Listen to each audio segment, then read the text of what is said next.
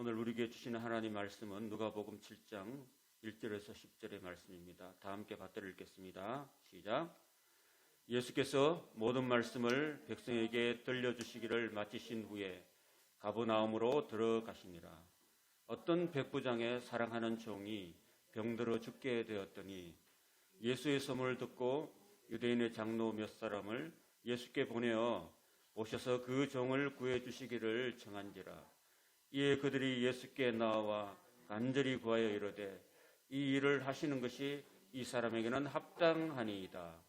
그가 우리 민족을 사랑하고 또한 우리를 위하여 회당을 지었나이다 하니 예수께서 함께 가실새 이에 그 집이 멀지 아니하여 백부장이 벗들을 보내어 이르되 주여 수고하시지 마옵소서. 내 집에 들어오심을 나는 감당하지 못하겠나이다. 그러므로 내가 주께 나아가기도 감당하지 못할 줄을 알았나이다. 말씀만 하사 내 하인을 낫게 하소서. 나도 남의 수하에 든 사람이요 내 아래에도 병사가 있으니 이들어 가라 하면 가고 저들어 오라 하면 오고 내 종들어 이것을 하라 하면 하나이다. 예수께서 들으시고 그를 놀랍게 여겨 돌이키사 따르는 무리에게 이르시되 내가 너희에게 이르노니 이스라엘 중에서 이만한 믿음은 만나보지 못하였노라 하시더라. 보내었던 사람들이 집으로 들어가 보매 종이 이미 나아 있었더라. 아멘. 말씀 제목 같이 읽겠습니다. 예수님을 감동시킨 사람. 이 제목으로 하나님 말씀 전하도록 하겠습니다. 말씀 잘 들으시고 여러분 삶 속에 큰 힘과 은혜가 되시기를 축원합니다. 예수님의 사역을 살펴보면은 기뻐하시고 감동하신 일이 많이 없었습니다. 한두 번 정도밖에 없었습니다.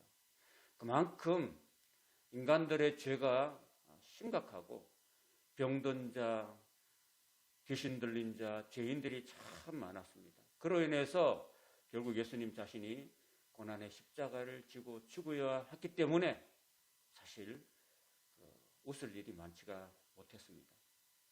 그런 와중에 예수님께서 오늘 한 백부장의 그 사랑과 믿음의 큰 감동을 받으셨다는 사실입니다. 그리고 오늘 본문 7장이 좀 길긴 한데 7장 끝부분에 보면은 예수님으로부터 많은 죄를 탕감받은 한 여인으로부터 귀한 사랑을 예수님이 받으셨고 그 사랑과 그 믿음의 위로와 감동을 받으신 예수님은 그녀를 구원하시고 평안히 보내시는 그런 내용을 우리가 보게 됩니다. 오늘 이 7장에 있는 말씀을 통해서 이 말씀이 주시는 은혜를 통해서 저와 여러분들의 삶 속에서도 예수님을 감동케 하는 사랑과 믿음의 삶을 살아서 축복된 2022년도가 한 해가 되시기를 예수님 이름으로 소망합니다. 오늘 본문은 크게 사랑의 사람이 등장하는데 식민지 백성을 사랑했던 가버나움의 백부장 이야기가 등장하고 두 번째는 가련한 과부를 사랑하신 예수님의 이야기가 나오고 세 번째는 예수님을 사랑해서 자신이 귀하게 간직했던 순전한 나드 향유를 다 쏟아서 예수님 발에 부었던 그 마리아의 사랑의 그 이야기가 나옵니다.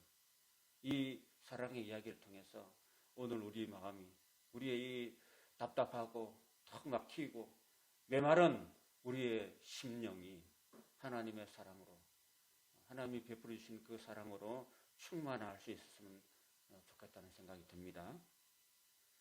1994년도에 개봉되었던 쉰들러 리스트라는 영화가 있습니다. 혹시 여러분 보신 분 계십니까? 예, 거기에 끄떡이신 분은 보셨겠죠? 예. 2차 대전 중에 독일 나치의 그 유대인 대학살 사건을 배경으로 합니다.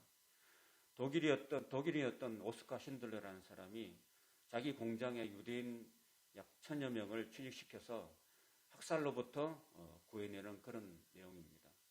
이 오스카 신들러는 1939년 그릇 공장을 인수하기 위해서 독일군 점령지였던 폴란드 휘리 분이었던 그 나라였던 그 폴란드의 크라쿠프에 도착을 하게 됩니다. 그리고 나치 당원이 되어서 고위 관료들에게 술과 담배나 돈이나 뇌물을 바치면서 그 그릇 공장을 인수하는 데 총력을 기울였고 그 결과 그 그릇 공장을 인수하게 됩니다.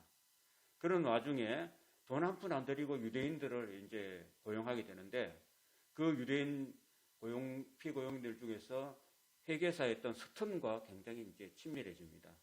이 스턴이 유대인인데 이 신들러에게 정말 좋은 말을 해줍니다. 그리고 신들의 양심에 호소를 하게 됩니다. 나치의 만행으로 인해서 정말 많은 유대인들이 수용소에서 죽어나가는 그 현실을 이야기해주고 그래서 이 신들러의 마음을 움직이게 됩니다. 그래서 그 양심의 가책을 느끼던 이 독일이었던 신들러는 유대인을 구해내겠다고 마음에 결심을 하게 됩니다. 그래서 그는 자신이 가진 어떤 사비를 다 틀어서 수용소 장교에게 돈을 많이 주고 유대인들을 탈출시켜서 크라쿠프에서 자신의 고향으로 옮긴다는 그 계획을 치밀하게 짜고 그 다음에 그 모든 계획들이 순차적으로 잘 이루어지게 됩니다. 그래서 마침내 1,100명이 넘는 유대인들을 이제 구출하게 됩니다. 그 살아남았던 유대인들, 그 유대인들의 그 후손들이 지금까지 살아 있습니다. 그래서 그 후손들까지 생각하면은 이 신들러는 수만 명의 유대인들의 목숨을 살려낸 것입니다. 그리고 1945년 2차 대전이 끝났을 때 신들러는 이 1,100명 이상의 유대인을 구해내고도 언론과 인터뷰에서 그런 말을 합니다. 이렇게 말합니다. 나는 더 많이 구할 수가 있었다. 내가 차고 있던 롤렉스 시계, 이 시계를 팔았더라면 더 많은 사람들의 생명을 나는 건져낼 수 있었는데 그런 부분이 참 안타깝다라고 나중에 고백합니다. 여기 나오는 이 사람은 배우고 신들러는 아닙니다. 신들러는 또 다른 얼굴이죠. 그래서 그 예루살렘에 지금도 가보면은 우리 저 봉계동에 가면 그 4.3 공룡 있잖아요. 그래서 예루살렘에 가면 야드베삼이라는 곳입니다. 거기 가시면은 2차 대전 때 그 수용소에서 죽어갔던 많은 유대인들의 그 이름들을 잘 이렇게 막 수만 명 이름들을 기록해 놓은 것을 볼 수 있습니다. 근데 유대인들이 이 신들러를 너무너무 존경해서 비록 적군이었지만은 유대인들을 많이 굴기 때문에 예루살렘 안에다가 이렇게 신들러의 묘를 일부러 마련해서 여기 외무부 장관이 여기 와서 헌화도 하고 그렇게 하고 있다고 합니다. 저는 아쉽게도 이것을 못 봤는데 그냥 지나쳤는데 여러분들 혹시 그 성지순례 가시면은 예루살렘에 가서 꼭 이 신들러의 무덤을 한번 가보면 좋겠습니다. 자, 그 신들러처럼 오늘 이 가브나움의 백부장이라는 사람이 등장하는데 이 사람은 어떤 사람이었는가에 대해서 1절부터 10절까지 우리가 방금 읽었습니다. 이 사람은 한마디로 말해서 사랑의 사람이었습니다. 보잘것없는 종을 사랑했었습니다. 그때 로마 시대 때 주인과 말과 종이 세 사람이 어떤 여행을 갔을 때 그리고 물이 떨어졌을 때 제일 먼저 주인이 마시고 그 다음에 두 번째는 말이 마시고 세 번째는 하인이 마시는데 하인은 물 마실 기회가 없었다고 합니다. 왜냐하면은 그 하인은 타고 가지 못하잖아요. 말을 타고 가기 때문에 그때 하인이나 종들은 말보다도 더 못한 그런 천한 그런 대우를 받았다는 것입니다. 그럼에도 불구하고 오늘 등장하는 이 가브나움 백부장은 말보다 더 천한 그런 하인을 자기 종을 사랑했다라는 것입니다. 여러분 자기를 사랑하는 사람을 사랑하는 것은 쉽죠. 그렇지만 보잘것없는 사람들을 사랑한다는 것은 쉽지 않은 일인 것입니다. 그런 면에서 이 가브나움의 백부장은 특별한 사람이 아니었는가 그런 생각을 해봅니다. 그리고 피식민지 백성인 이스라엘 민족을 굉장히 사랑했다는 것입니다. 사랑했을 뿐만 아니라 그들을 위해서 사제를 틀어서 그들이 하나님께 예배하는 회당을 세워주었다라는 것입니다. 사랑이라는 것은 내가 당신을 사랑합니다 하고 말만 하는 것이 아니라 내가 가지고 있는 재산들, 내가 가지고 있는 능력들을 다 틀어서 상대방을 위해서 쓰는 거예요.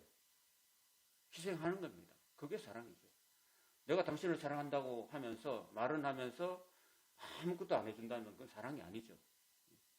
자신의 개인적인 사비를 털어서라도 상대방의 필요와 유익을 위해서 채워주는 것이 사랑이잖아요. 생각해 보십시오. 우리가 일제강점기에 36년의 시간을 지났지만은 어떤 일본의 그 경찰이나 일본의 관료들이 우리 민족을 사랑해가지고 우리 민족을 위해서 집을 지어주거나 교회를 지어주거나 병원을 지어준 적이 별로 없었잖아요. 우리 민족을 탈취하고 억압하고 부려먹기에 바빴지. 누가 이 백부장처럼 그 우리나라 사람들을 사랑하고 챙겨주고 해준 사람이 얼마나 되겠습니까? 그런 면에서 이 백부장은 굉장히 특별한 사람이 아닌가 싶습니다.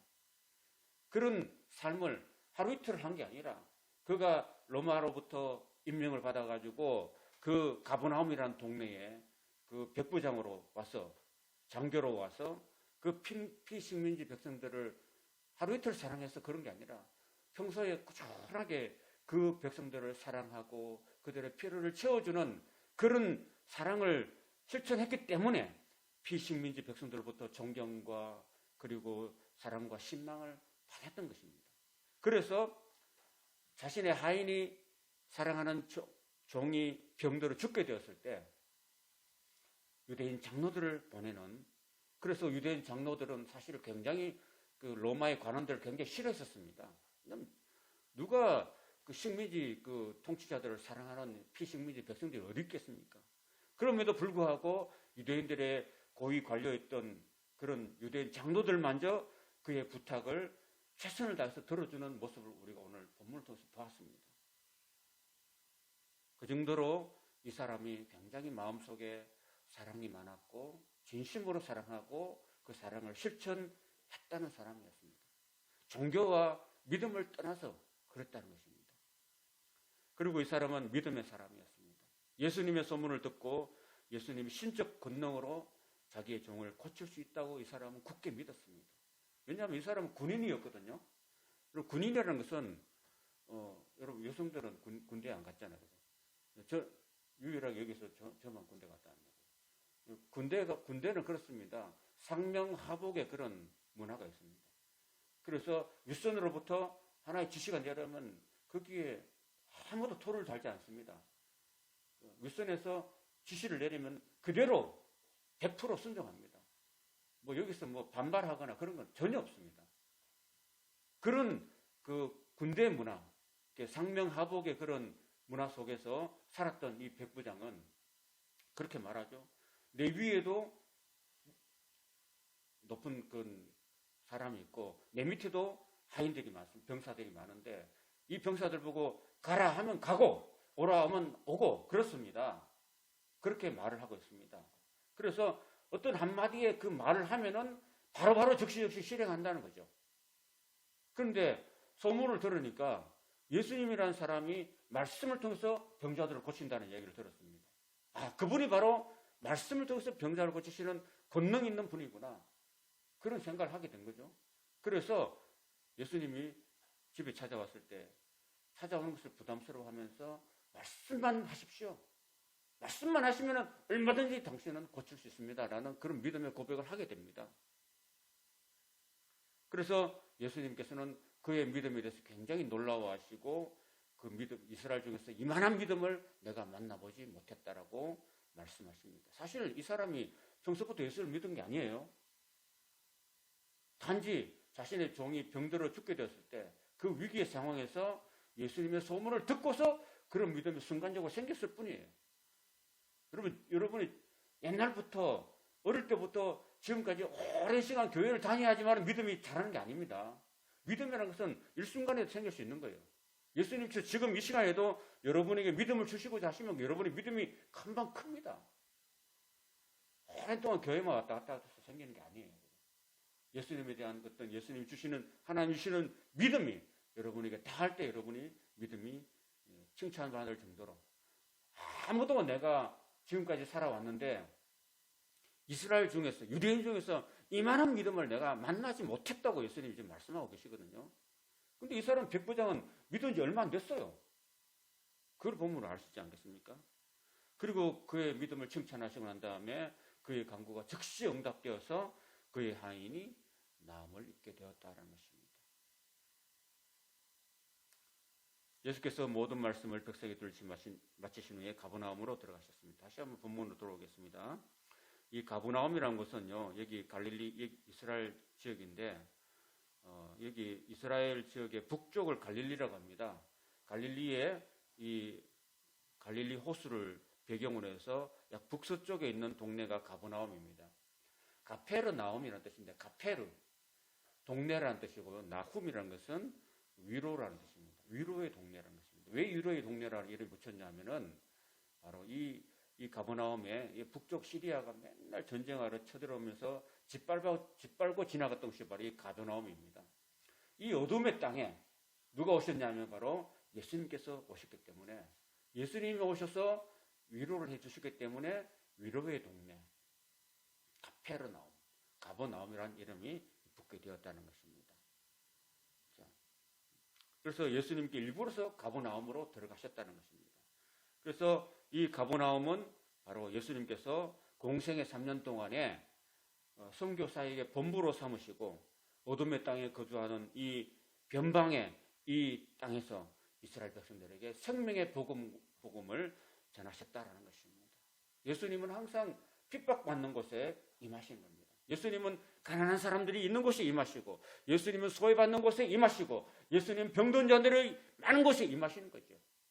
예수님은 저 궁중에 임하시거나 정말 고위 권력층인들이 떵떵거리는 곳에 임하는 것이 아니라 바로 소외된 곳에 그늘진 곳에 어둠의 땅에 예수님께서 임하시는 분이시라는 것을 우리가 보여주고 있습니다.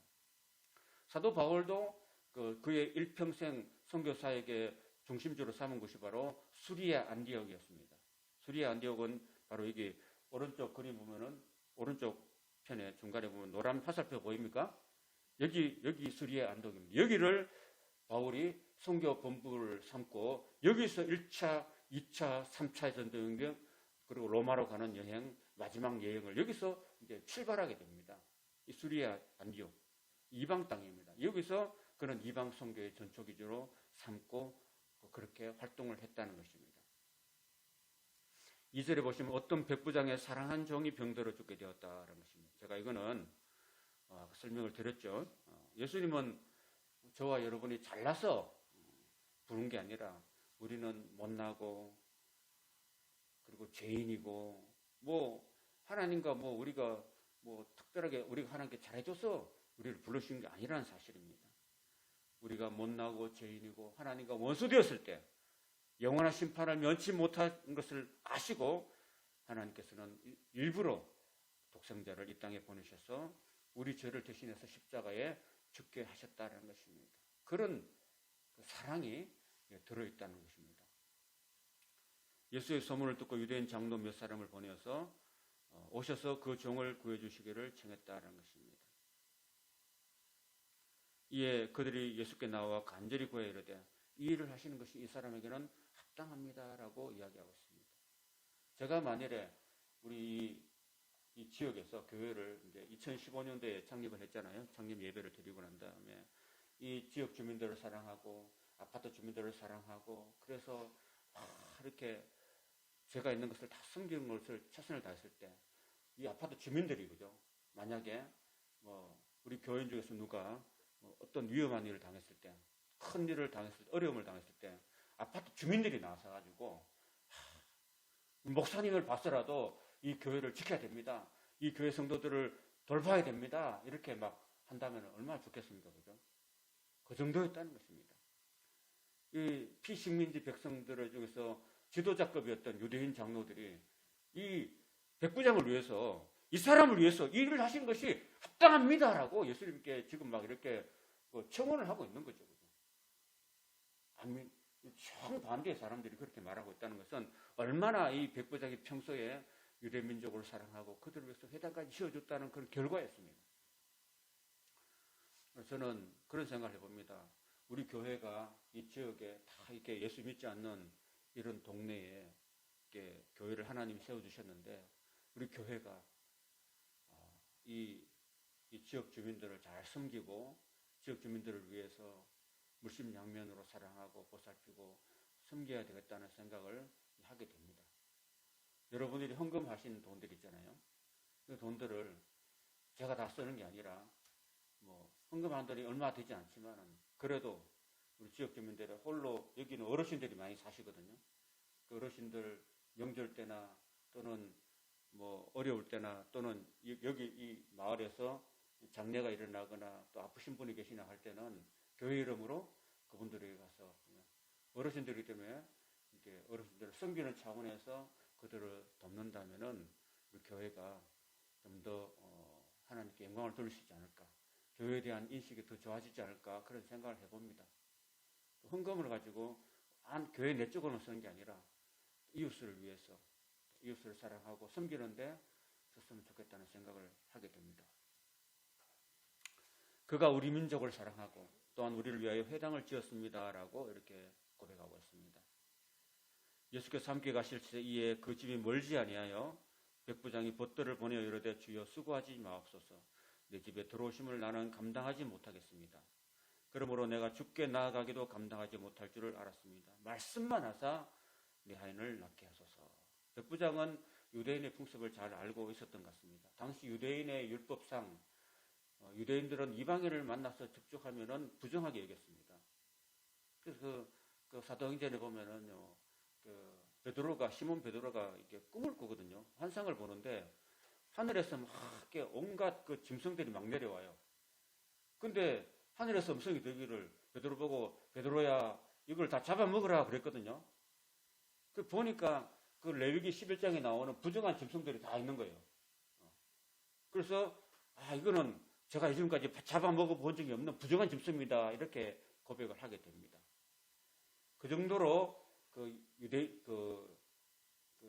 유대인들은 이방인들을 부정한 그런 짐승으로 여기고 있어요.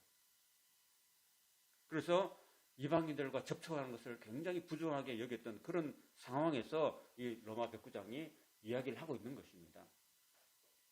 그래서 예수님은 유대인이고 자신은 로마인 이방인이기 때문에 예수님이 자기 집에 들어오면은 유대인들이 굉장히 말이 많다는 것을 알고 있었기 때문에 내 집에 들어오는 것을 감당치 못하겠습니다라고 고백하고 있는 것입니다. 예수님이 싫기 때문이 아니라 자신 때문에 예수님께서 유대인들에게 구설수에 오르는 것을 원치 않았기 때문에 그렇다, 이런 말씀을 하고 있는 것입니다. 그리고 자신도 예수님과 막 사진 찍고 그리고 뭐 이렇게 뭐 셀카 찍고 이렇게 하는 것을 원치 않았던 거죠. 그 예수님을 위한 것이었습니다. 이 정도로 이 사람은 굉장히 남들을 배려하고 예수님까지도 배려하는 그런 모습을 보게 됩니다. 굉장하죠, 그죠? 저도 남의 수하에 든 사람이고 내 아래도 병사가 있으니 이렇게 아까 제가 말씀드린 것처럼 이렇게 이야기하고 있습니다. 사실 자기는 우리나라로 말하면 한 소위 정도밖에 안 돼요.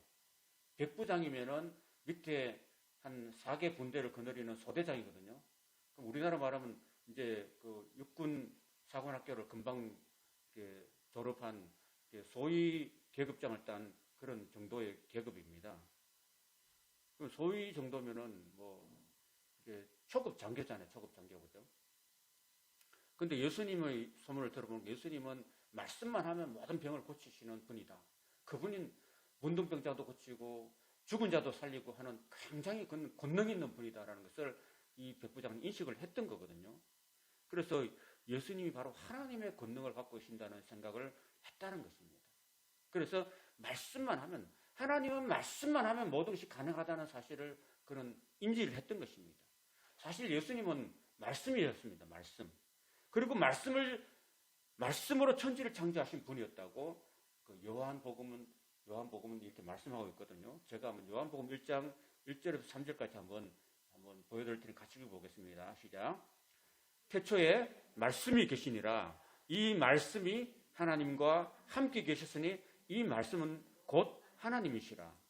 그가 태초에 하나님과 함께 계셨고 만물이 그로 말미암아 지은 바 되었으니 지은 것이 하나도 그가 된 것이 그가 없이는 된 것이 없느니라. 말씀이 육신이 되어 우리 가운데 거하심에 우리가 그의 영광을 보니 아버지의 독생자의 영광이요 은혜와 진리가 충만하더라. 이 말씀 굉장히 어렵죠? 어렵죠? 이 말씀이 누구였어요? 말씀이 예수님이었다니까요. 그 말씀이 예수님이었습니다. 그 말씀이 태초에 말씀이 계셨는데 그 말씀이 하나님과 계셨고 그 말씀이 하나님이래요. 그 말씀이 바로 예수님이 되니까요. 예수님. 그 말씀 자체가 예수님이었거든요.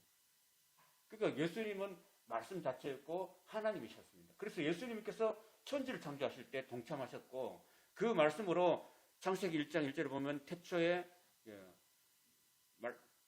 하나님께서 말씀으로 천지를 창조하시는 것이 있었거든요.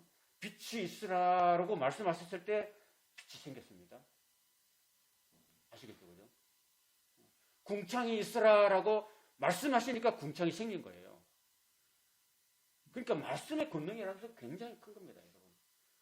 여러분, 말의 힘은 크거든요. 더구나 하나님의 말씀의 힘은 얼마나 크겠습니까?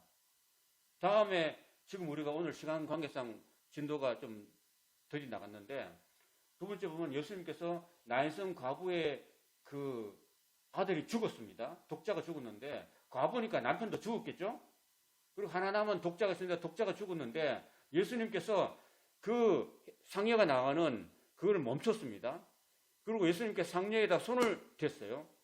그리고 어떻게 말씀하냐면은 상녀의 손을 대고 난 다음에 청년아 내가 너에게 말하노니 일어나라 라고 말씀하셨어요. 그러니까 지금 죽은 청년에게 말하는 거예요. 말하니까 예수님께서 말씀하시니까 죽은 청년이 어떻게 했습니까? 일어나는 거예요. 일어나는 거예요. 그 정도로 예수님은 말씀으로 죽은 자도 고치십니다. 죽은 지 나흘 된 나사로를 향해서 그 무덤 속에 있는 나사로를 향해서 예수님께서 무덤가에서 말씀하십니다. 나사로야 나오너라 라고 말씀하신 거예요.